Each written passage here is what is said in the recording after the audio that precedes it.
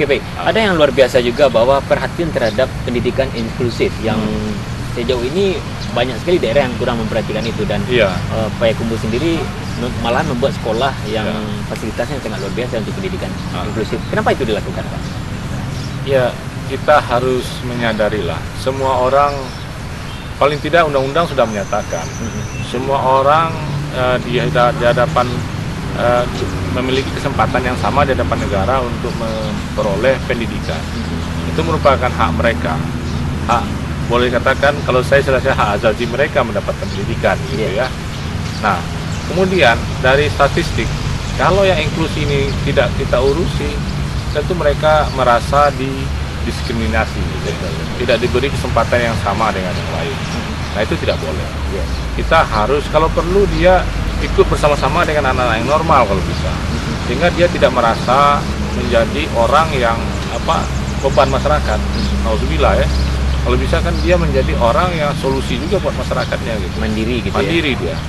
Nah, yang kedua, secara statistik, kalau ini tidak kita dukung, kita tidak bisa mengejar 100% kesempatan pendidikan bagi masyarakat kita. Padahal keinginan kita adalah, saya sudah sampaikan kepada wali kota, kepala sekolah semuanya, semua orang Payakumbuh tidak boleh tidak sekolah. Sampai SMA harus sekolah semua. Nah, bagaimana caranya kita pikirkan nanti, tapi yang penting tidak boleh tidak sekolah.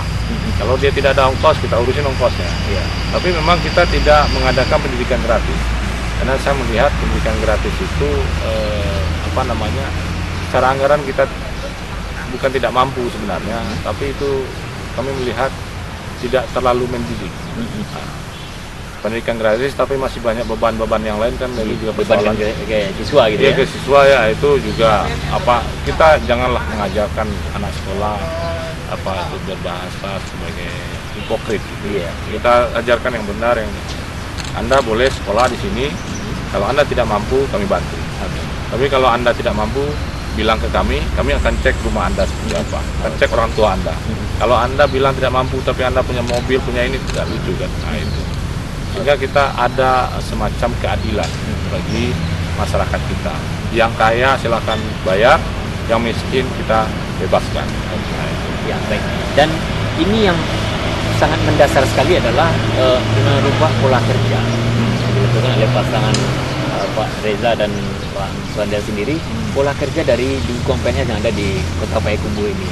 Karena itulah dapat penghargaan yang luar biasa juga. Ini strategi apa sih? Dan tentunya ada berdampak juga terhadap PNS yang biasa pemalas jadi rajin, dan begitu pun sebaliknya. Sebenarnya kita memang begini, saya jujur saya katakan, di Pemda itu tidak semua orang terbaik ada di sini. Jadi ada orang yang mungkin kemampuannya pas-pasan. Ada yang memang juga saya temukan orang yang luar biasa kemampuan. Artinya memang dia orang terbaik di bidang. Yang jadi persoalan buat kita adalah ketidakmerataan ini, kemudian reward yang diterima itu memang kadang-kadang menyulitkan. Menyulitkan kenapa? Memang ada pameo itu memang ada benar ya. Sama aja lah, mau kerja keras mah segitu juga terimanya gitu kan. Nah, jadi ini yang kita perbaiki. Pertama, kita lihat dulu dari tunjangan daerah. Kita mulai transformasi, tunjangan daerahnya kita naikkan, bukan semata-mata mencari simpati, bukan, tapi kita naikkan ini memang sudah layak mereka mendapatkan tunjangan lebih baik. Nah, yang kedua,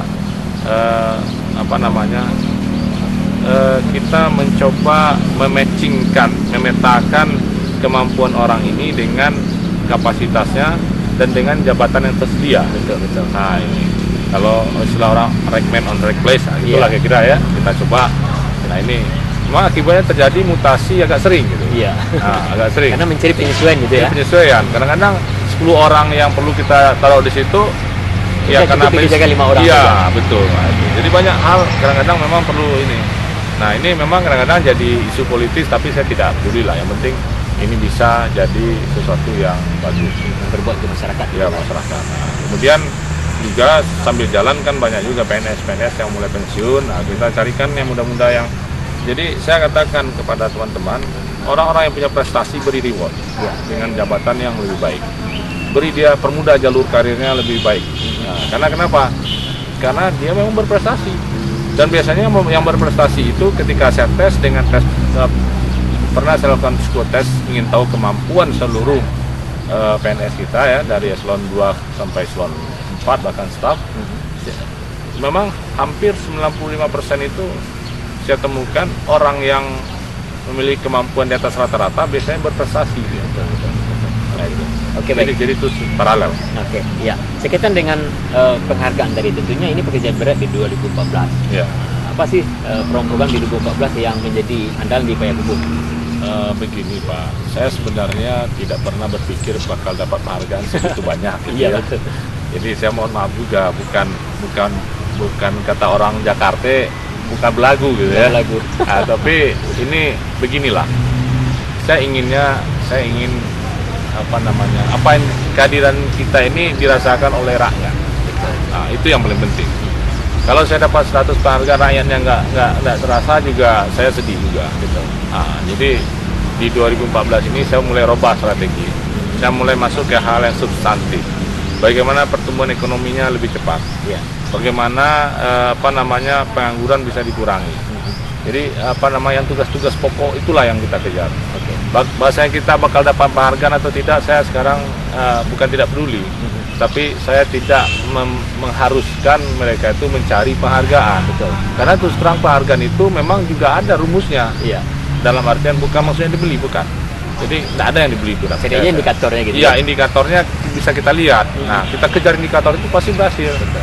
Nah, cuman ada kadang-kadang tidak bisa kita mengejar indikator, kemudian kita juga mengejar yang menjadi target prioritas tadi.